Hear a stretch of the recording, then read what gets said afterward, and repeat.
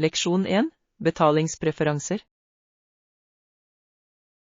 Hei Anna, jeg ønsket å få tankene dine om betalingsplanen vi diskuterte. Hei John, jeg synes det er en fantastisk idé å foretrekke en kvartalsvis betaling. Det hjelper med budsjettering og kontantstrøm.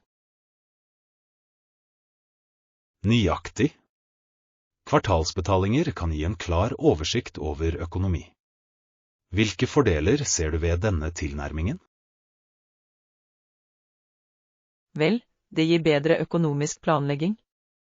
Bedrifter kan allokere ressurser mer effektivt over året. Det gir mening. I tillegg kan det redusere presset ved å administrere flere betalinger samtidig. Absolutt. Det forenkler regnskapsføringen og bidrar til å unngå sen betaling. Tror du det er noen ulemper? En potensiell ulempe kan være innvirkningen på kontantstrømmen for bedrifter som er avhengige av raskere betalinger. Ekte. Noen foretrekker kanskje månedlige betalinger for å opprettholde en jevn inntekt. Det avhenger virkelig av forretningsmodellen. Høyre. Det er viktig å vurdere behovene til hver enkelt part. Hvordan synes du vi bør forholde oss til dette med våre kunder? Jeg foreslår at du presenterer fordelene tydelig og tilbyr fleksibilitet. Noen kunder vil kanskje sette pris på muligheten til å velge. Det er en god idé. Å gi valg kan øke kundetilfredsheten og bygge tillit. Nøyaktig. Alt handler om å møte deres behov samtidig som vi sikrer optimal ytelse for virksomheten vår. Godt sagt. Jeg skal utarbeide et utkast for å diskutere med teamet. Din innsikt er alltid nyttig. Leksjon 2. Unike opplevelser. Hei Anna, jeg tenkte på å planlegge en unik opplevelse for teambuilding-arrangementet vårt. Hei John, det er en fantastisk idé. Hva har du i tankene? Jeg vurderer et utendørseventyr, som fjellklatring eller ziplining. Det kan virkelig øke lagmoralen. Det høres spennende ut. Utendørsaktiviteter kan fremme teamarbeid og styrke bånd. Har du tenkt på logistikk?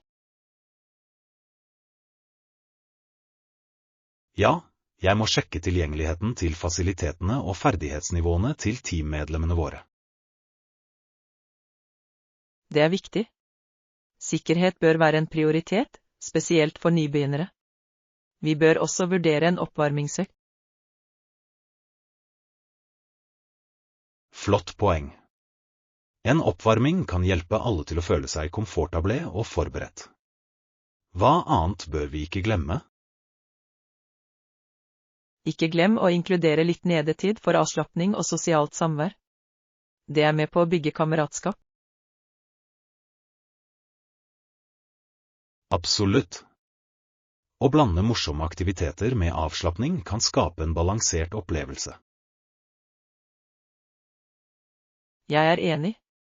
I tillegg kunne vi samle tilbakemeldinger etterpå for å se hva alle likte best. Det er en smart idé. Det vil hjelpe oss med å planlegge enda bedre arrangementer i fremtiden. Jeg er spent på dette. Leksjon 3. Optimal ytelse. Hei Anna, jeg har lest om viktigheten av optimal ytelse for personlig og profesjonell vekst. Hei John, det er et interessant tema. Hva har du lært så langt? Jeg fant ut at å opprettholde en balansert livsstil er avgjørende. Dette inkluderer riktig ernæring, trening og mental helse. Absolutt. En sunn kropp støtter et sunt sinn, noe som er avgjørende for optimal ytelse. Har du noen tips til en nybegynner som meg som prøver å forbedre ytelsen? Ja.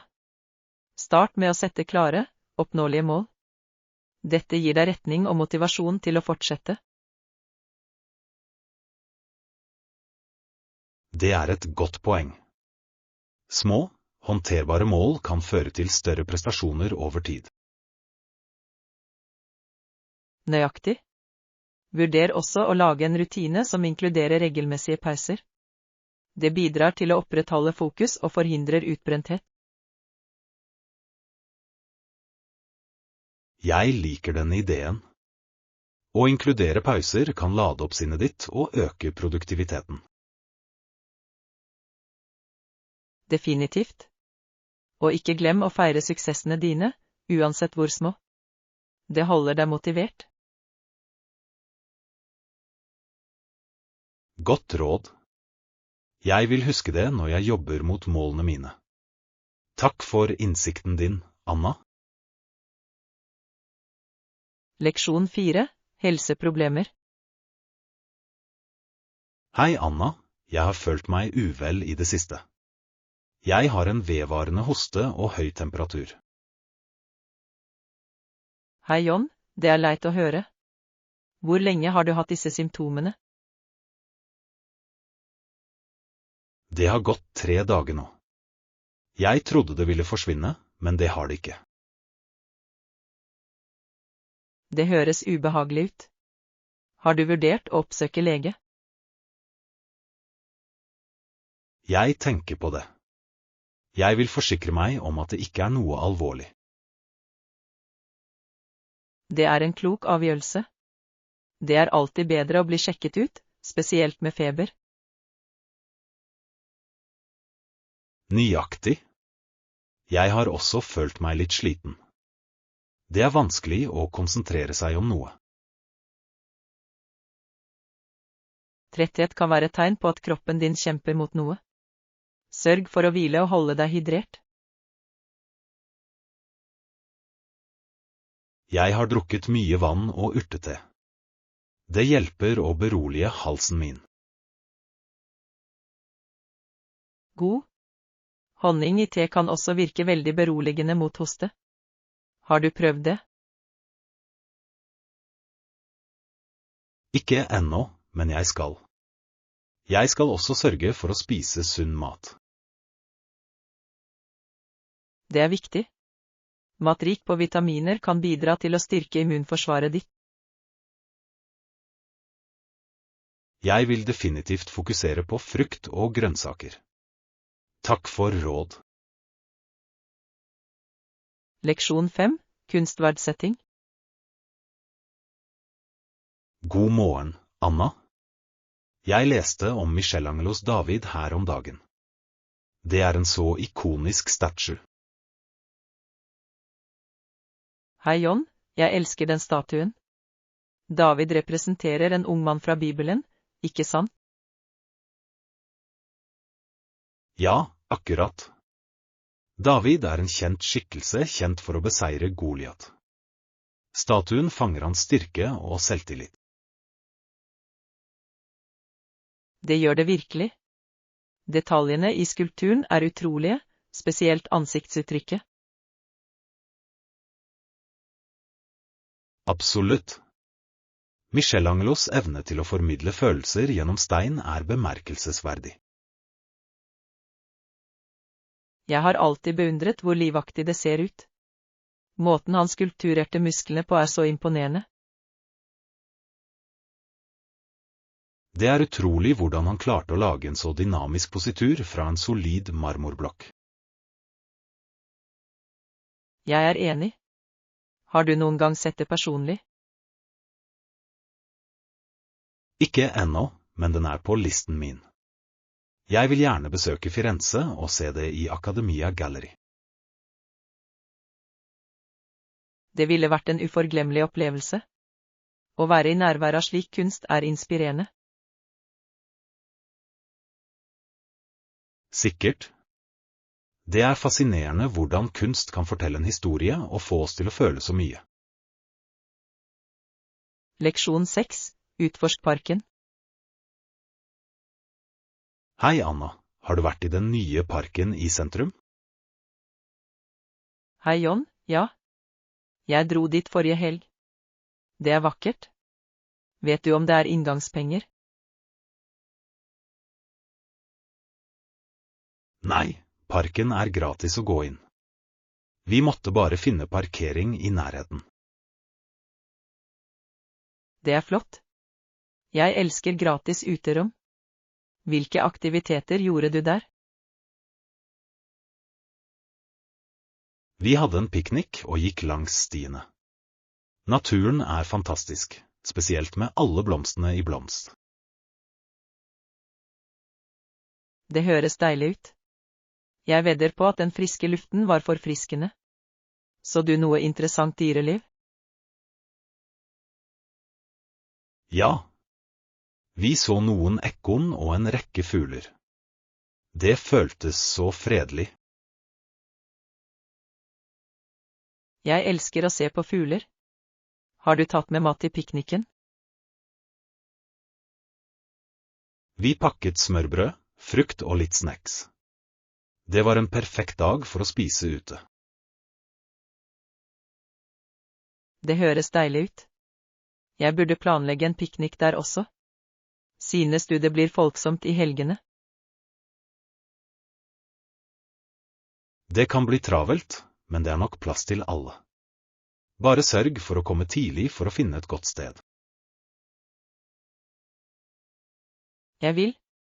Vet du om det skjer noen arrangementer i parken snart? Jeg hørte at de arrangerer utendørs yogaklasser og filmkvelder om sommeren. Det kan bli gøy. Det høres ut som en eksplosjon. Jeg vil gjerne bli med på yogatimen. Det ville være en fin måte å slappe av i naturen. Absolutt. La oss holde øye med timeplanen og planlegge og gå sammen. Leksjon 7. Navigere i byen. God morgen, Anna. Jeg tenkte på å ta bussen til den nye kunstutstillingen. Vet du hvordan du kommer deg dit? Hei John, ja. Det er ganske greit. Bare ta buss nummer 5. Hvordan vet du hvor du skal gå av? Jeg teller antall stopp eller ber sjåføren gi meg beskjed når vi kommer til utstillingen. Det er en smart tilnærming. Jeg pleier bare å se ut av vinduet, men jeg savner det kanskje. Høyre. Det er lettere å holde styr på holdeplasser. Du kan også bruke en kartapp på telefonen. Det er sant. Jeg kan også se etter sanntidsoppdateringer på bussruten. Nøyaktig. Teknologi gjør det så mye enklere å navigere. Har du vært på utstillingen før? Nei, det har jeg ikke. Jeg er veldig spent på å se de nye installasjonene. Jeg også. Jeg hørte at de har interaktive stikker som du kan engasjere deg i. Det høres gøy ut. Jeg elsker kunst som inviterer til deltakelse. Det gjør opplevelsen mer minneverdig. Leksjon 8. Influence Impact. Hei Anna, jeg leste om hvordan influensere kan øke merkevarens synlighet. Det er fascinerende. Hei John, absolutt. De har en unik evne til å få kontakt med sitt publikum. Hva tror du gjør dem så effektive? Jeg tror det er deres autentisitet. Folk stoler på anbefalingene deres fordi de føler seg relaterte. Nøyaktig. Det er som at en venn foreslår et produkt. Vi bør også fokusere på hvordan merkevare velger de riktige influenserne. Høyre. Det er avgjørende for merkevarer å samordne seg med influensere som deler verdiene deres. Dette skaper et mer ekte partnerskap. Definitivt. Og publikum kan vanligvis se når en påtegning føles tvunget. Det kan slå tilbake. Avtalt. Alt handler om å bygge tillit. Har du lagt merke til noen nylige kampanjer som skilte seg ut for deg? Ja, det er et hudpleiemerke som samarbeider med en populær skjønnhetsinfluencer. Engasjementet på innleggene deres var utrolig. Det er imponerende. Brukte de noen spesifikke strategier for å øke engasjementet? De kjørte en giveaway der følgere måtte tagge vennene sine og dele innlegget. Det skapte mye blest. Smart trekk. Den typen interaksjon kan virkelig utvide rekkevidden deres. Hva synes du om mikroinfluencers? De kan også være veldig effektive. De har ofte et mer nisjepublikum, noe som kan føre til høyere engasjement. Det høres fornuftig ut. I tillegg kan det være mer budsjettvennlig å jobbe med mikroinfluencers for merkevarer. Nøyaktig. Det lar mindre merker konkurrere med større. Tror du influencer-marketing er kommet for å bli? Definitivt.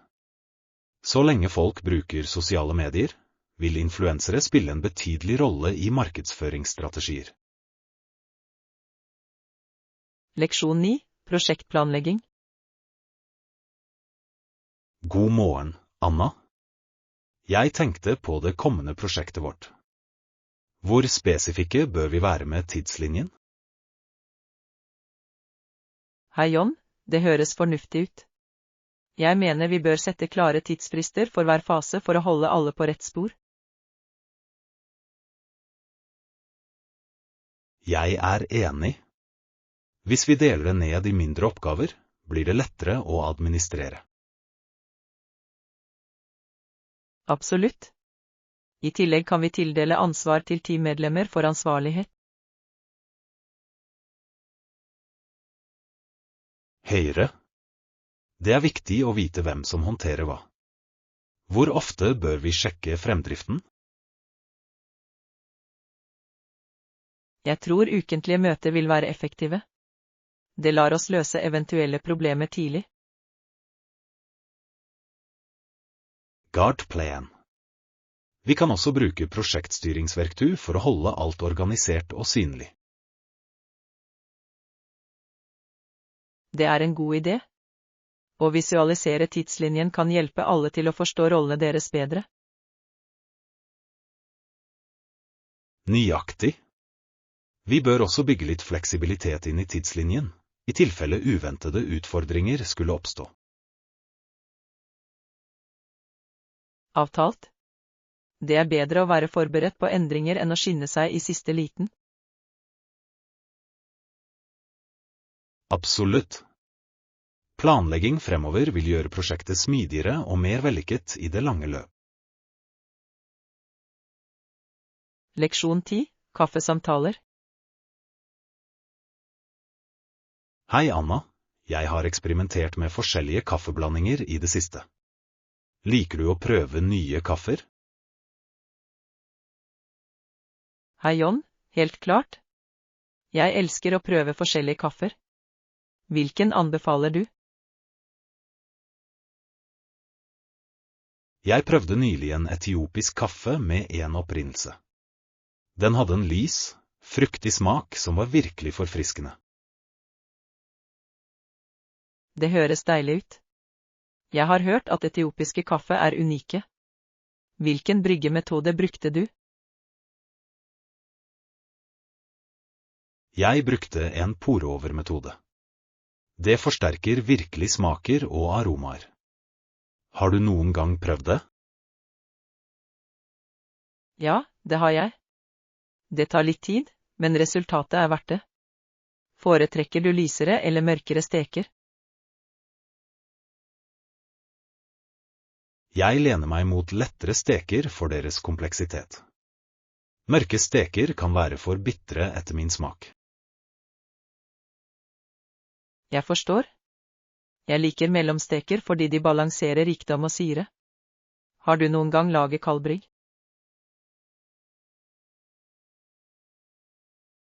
Ja, jeg elsker kaldt brygg. Det er så glatt og forfriskende, spesielt om sommeren. Nøyaktig. Det er flott for varme dager. Tilsetter du noe til det kalde brygget ditt? Noen ganger tilsetter jeg en skvett melk eller litt vaniljesirup. Det forsterker smaken uten å overdøve den. Det høres flott ut. Jeg pleier å drikke min svart for å sette pris på de naturlige smakene. Det er en god tilnærming. Hver kaffe har sin egen historie, og smake på dem er som å utforske ulike kulturer. Absolutt. Vi bør planlegge en kaffesmaking en gang. Det ville vært morsomt å utforske forskjellige smaker sammen. Det vil jeg gjerne. La oss finne noen unike blandinger og gjøre en dag med det. Leksjon 11, Game Day Talk. God morgen, Anna. Hei, fikk du med deg kampen i går kveld? Hei John, nei, jeg savnet det. Hvem vant? Hjemmelaget vant med knapp margin. Det var en spennende avslutning. Virkelig? Jeg hørte det var en jevn kamp. Hva har skjedd de siste minuttene? Vel, motstanderlaget skåret et mål og utlignet kampen. Men laget vårt gikk foran i de siste sekundene. Wow. Det må ha vært heftig. Så du den med venner? Ja, vi hadde en liten samling. Alle var på kanten av stolen. Jeg kan tenke meg. Det er alltid morsommere å se med venner. Hva var høydepunktet i spillet for deg? Vinnermålet var utrolig. Spilleren gjorde et fantastisk spill. Det var en skikkelig laginnsats. Høres ut som et minneverdig øyeblikk. Jeg elsker når spill kommer ned til tråden. Jeg også.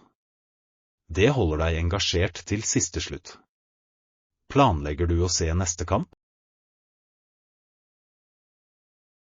Definitivt. Jeg skal sørge for å fange den. Kanskje vi kan se den sammen neste gang? Det ville vært gøy. Vi kan heie på laget vårt og nyte litt snacks. Leksjon 12, søke råd. Hei Anna, har du et øyeblikk? Jeg trenger noen råd. Hei John, helt klart. Hva skjer? Jeg har tenkt på å søke på en ny jobb, men jeg er usikker på om jeg burde gå for den. Det høres spennende ut. Hva holder deg tilbake? Jeg elsker jobben min nå, men jeg føler at jeg trenger en ny utfordring. Det er flott at du vil vokse. Har du sett på stillingsbeskrivelsen? Ja, det høres interessant ut, men det er en stor forandring fra det jeg gjør nå. Endring kan være skremmende, men det kan også føre til nye muligheter. Hva synes du? Jeg er enig. Jeg er bare bekymret for å forlate komfortsonen min. Det er helt normalt. Noen ganger kan det å gå ut av komfortsonen føre til personlig vekst. Ekte? Kanskje jeg burde snakke med noen som jobber der for å få perspektivet deres. Det er en god idé. Det kan gi deg bedre innsikt i bedriftskulturen og forventningene. Jeg tar kontakt med en kollega som har forbindelser der. Det kan hjelpe meg å bestemme meg. Definitivt. Og husk, det er greit å ta deg tid til å ta denne avgjørelsen. Takk, Anna. Din støtte betyr mye. Jeg skal holde deg oppdatert på hva jeg bestemmer meg for. Leksjon 13. Drømmer om stjerner. God morgen, Anna. Jeg bare lurte på hvordan det ville være å se en stjerne på nært hold. Hei John, det er en fascinerende tanke. Tror du det vil se ut som månen? Kanskje. Jeg ser for meg at den ville vært enda vakrere, med alle dens farger og lysstyrke. Jeg kan forestille meg det. Det må være utrolig å tenke på det store rommet. Definitivt. Jeg har alltid vært fascinert av astronomi. Jeg håper å se stjernene tydelig en dag. Det ville vært fantastisk. Har du noen gang tenkt på å gå til et planetarium? Ja, det har jeg. De har ofte utstillinger om stjerner og galakser. Det ville vært en flott opplevelse. Jeg tror du vil ha glede av det. Noen ganger har de til og med teleskopkvelder for stjernekikking. Det høres perfekt ut. Kanskje en dag når jeg blir eldre, vil jeg gå til et sted hvor jeg kan se stjernene uten lysforurensning. Det ville vært et fantastisk eventyr. Å være borte fra byens lys må få stjernene til å skinne enda klarere. Nøyaktig. Jeg vil gjerne ligge på en høyde og se på nattehimmelen og forestille meg alle verdener der ute. Leksjon 14. Starte hjemmetrening. Hei Anna, jeg gleder meg veldig til å starte min egen hjemmepraksis for yoga. Hei John, det hadde vært fantastisk. Hva inspirerte deg til å begynne? Jeg har gått på kurs en stund, og jeg føler meg klar til å lage min egen rutine hjemme. Det er flott. Å ha en personlig praksis kan være så givende. Hva slags rutiner planlegger du? Jeg ønsker å fokusere på fleksibilitet og avslapping, kanskje inkludere litt meditasjon også. Det høres perfekt ut. Meditasjon er en så fin måte å lindre stress på. Har du prøvd noen spesifikke teknikker? Ja, jeg har praktisert mindfulness-meditasjon. Det hjelper meg å holde meg til stede og rolig. Det er et fantastisk valg. Har du et favorittsted hjemme hvor du vil øve?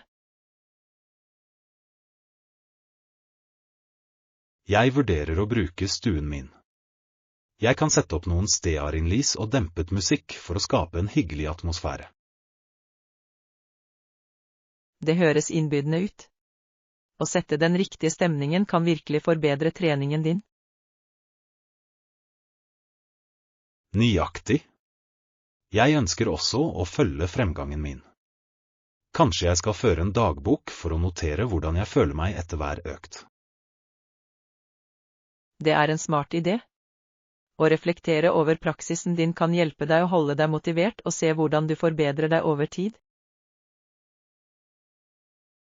Jeg håper det. Jeg ser også på noen nettkurs for veiledning. Nettkurs kan være så nyttig, spesielt når du akkurat har begynt. Har du noen spesielle instruktører i tankene? Jeg har sett noen på YouTube som fokuserer på nybegynnere. Jeg skal prøve noen for å se hvilken stil som passer meg.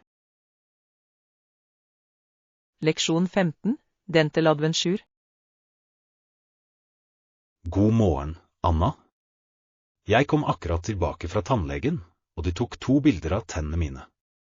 Det var skikkelig kult. Hei John, det høres interessant ut. Hva slags bilder tok de? De brukte et spesielt kamera for å ta detaljerte bilder.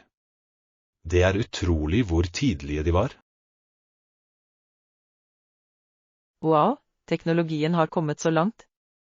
Fant de noe overraskende under kontrollen din? Egentlig ikke, bare et par småting å se på. Men å se bildene gjorde det lettere å forstå. Det er flott. Det er alltid godt å vite hva som skjer med tennene dine. Forklarte de bildene for deg? Ja, tannlegen viste meg hvordan jeg skulle ta vare på bestemte områder. Det var veldig lærerikt. Det er nyttig. Å ha visuelle hjelpemidler kan gjøre en stor forskjell i forståelsen av tannhelsen. Sikkert. Jeg lærte også mer om viktigheten av bruk av tanntråd. Jeg har vært litt lat med det. Tanntråd er så viktig. Det bidrar til å forhindre hull- og tannkjøttsykdommer. Du bør prøve å gjøre det til en daglig vane. Jeg vil. Jeg ønsker å holde tennene mine sunne. Dessuten er det fint å ha et lyst smil. Absolutt. Regelmessige kontroller og gode vaner kommer langt. Føler du deg mer trygg på tannhelsen din nå?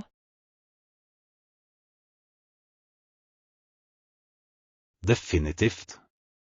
Jeg føler meg styrket til å ta bedre vare på tennene mine. Jeg tror jeg planlegger min neste time før. Leksjon 16. Opprette avtaler. Hei Anna, jeg har tenkt på hvordan jeg kan lage alternativer for avtale i gruppeprosjektene våre. Hei John, det er en god idé. Det kan virkelig hjelpe alle til å føle seg inkludert. Hva har du i tankene? Vel, jeg tror vi bør brainstorme noen gjensidig fordelaktige resultater som tilfredsstiller alles behov. Absolutt. Det er viktig å forstå hver persons mål. Hvordan foreslår du at vi starter? Vi kunne holde et møte der alle deler sine ideer og bekymringer. På denne måten kan vi finne felles grunnlag. Det høres effektivt ut. Kanskje vi også kan bruke en tavle for å visualisere alternativene våre? Ja. Visuelle hjelpemidler kan virkelig hjelpe til med å klargjøre tankene våre. Vi kunne liste opp alle foreslåtte løsninger og diskutere fordeler og ulemper. Stor. Etter det kunne vi stemme på de beste alternativene. Dette vil sikre at alle har medbestemmelse i beslutningsprosessen. Nøyaktig. Det er nøkkelen til å skape et miljø der alle føler at stemmen deres betyr noe. Og hvis noen er uenige, kan vi oppfordre dem til å foreslå en alternativ løsning. Høyre. Det holder samtalen konstruktiv. Alt handler om samarbeid og å finne den beste veien videre. Jeg er spent på å se hvordan denne tilnærmingen fungerer. Det blir interessant å høre alles ideer. Jeg også. Jeg tror vi kommer opp med noen innovative løsninger på denne måten. Leksjon 17. Planlegging av en samling. God morgen, Anna. Jeg tenkte på å planlegge en liten samling denne helgen. Hva synes du? Hei John, det høres gøy ut. Hva har du i tankene for arrangementet? Jeg ønsker å skape en avslappet atmosfære der alle kan kose seg. Kanskje vi kunne lage fingermat og forfriskende drikkevarer. Det er en god idé. Fingermat er perfekt for sosiale sammenkomster siden de er enkle å spise. Noen spesifikke retter i tankene? Jeg tenkte å lage noen minismørbrød, grønnsaksbrett og kanskje noen fruktspyd. De høres deilige ut. Og de er fargerike, noe som bidrar til presentasjonen. Hva med drinker? Jeg vil gjerne tilby en blanding av drikkevarer, litt juice, musserende vann og kanskje en signaturcocktail. Det høres forfriskende ut. En signaturcocktail ville være en fin touch. Har du en oppskrift i tankene? Jeg tenkte på en fruktig spritzer med bær og mynte. Det ville vært lett og smakfullt. Perfekt. Jeg kan hjelpe med forberedelsene. Vi kan gjøre det morsomt og gjøre det om til en liten matlagingsøkt. Jeg elsker den ideen. Å lage mat sammen vil definitivt øke gleden av sammenkomsten. Nøyaktig. I tillegg vil det gi oss en sjanse til å ta igjen og ha noen natter mens vi jobber. Jeg gleder meg. Dette kommer til å bli en flott helg. Leksjon 18. Finne den rette treningen. Hei Anna, jeg har lett etter en ny treningsrutine. Jeg vil at treningen skal være intens, men håndterbar. Hei John, det høres ut som et flott mål. Hva slags øvelser vurderer du? Jeg tenker på å inkorporere HIIT, eller High Intensity Interval Training. Det er effektivt og kan gjøres på kort tid. Det er et godt valg.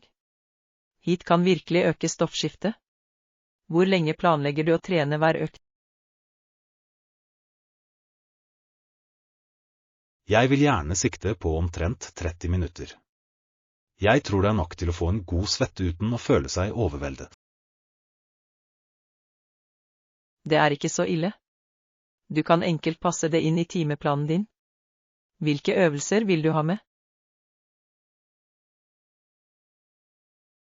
Jeg vurderer en blanding av kondisjonstrening og styrketrening, som burpees, knebøy og push-ups. Høres intenst ut. Disse øvelsene retter seg mot flere muskelgrupper, noe som er fantastisk. Har du noe utstyr?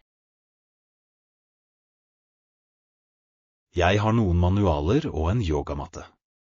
Jeg tror det vil være tilstrekkelig for det jeg ønsker å gjøre. Perfekt. Du kan også bruke kroppsvekten til mange av øvelsene. Det er veldig effektivt. Absolutt. Jeg kunne presse inn en treningsøkt i lunsjpausen eller rett etter jobb.